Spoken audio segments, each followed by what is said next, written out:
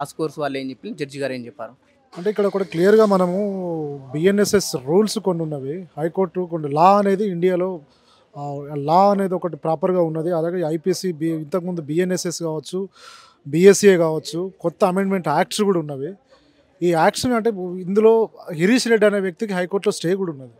ఇంకోటి దిలీప్ గారు కూడా ఎల్ఓసీ ఇష్యూలో స్టే అది దాంట్లో స్టే కూడా ఇవ్వడం జరిగింది. ఆ హైకోర్టు ఆర్డర్ బేస్ చేసుకొని తను బేసింగ్ ఆన్ ద ఆర్డర్ పిఎస్‌కి వెళ్ళడం జరిగింది. అపియర్ కావడం జరిగింది. అంటే ఆర్డర్‌ని కూడా వాళ్ళు వయోలేట్ చేస్తూ రిమాండ్ చేయడం అనేది ఇల్లీగల్ ఇది.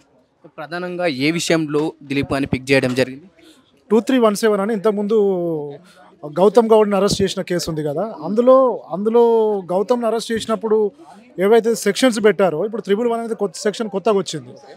అంటే కావాలని రిమాండ్‌ని యాక్సెప్ట్ చేయడానికి జడ్జి యాక్సెప్ట్ చేయడానికి 61 క్లాస్ ఏను 311 క్లాస్ 3ని పెట్టడం జరిగింది. అంటే లైఫ్ కన్విక్షన్ ఉండే నేరాలు అంటే కంప్లైంట్లో ఒక రకంగా ఉంటుంది, సెక్షన్స్ ఒక రకంగా పెడుతున్నారు. జడ్జి గారు క్లియర్‌గా వాటిని పర్సూ చేసి ఈరోజు రిమాండ్ రిజెక్ట్ చేయడం జరిగింది. ప్రధానంగా టాస్క్ ఫోర్స్ పోలీసులు పిక్ చేసినప్పుడు ఎలాంటి ప్రశ్నలు దిలీప్ గారిని అడగడం జరిగింది? ఏ విధంగా ఇక్కడికి తీసుకురావడం జరిగింది? అంటే వాళ్ళు చెప్తున్న అలిగేషన్ ప్రకారం ఇదంతా చేయించేది దిలీప్ గారు అని చెప్పి వాళ్ళు చెప్తున్నారు. కానీ కంప్లైంట్లో క్లియర్‌గా అక్కడ ఆ విషయాలు ఏవి ప్రస్తావించడం జరగలేదు.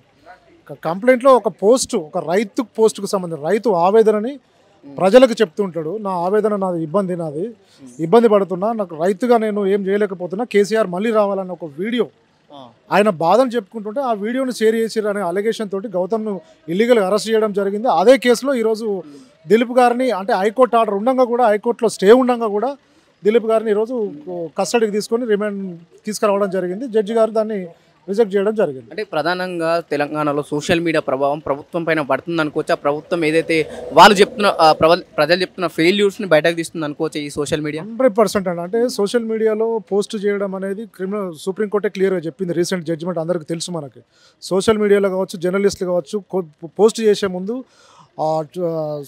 2000 ఇన్ఫర్మేషన్ యాక్ట్ 2000 ప్రకారం వాళ్ళ మీద ఎఫ్ఐఆర్లు బుక్ చేయడానికి క్లియర్గా సుప్రీంకోర్టు జడ్జిమెంట్ క్లియర్గా చెప్పింది.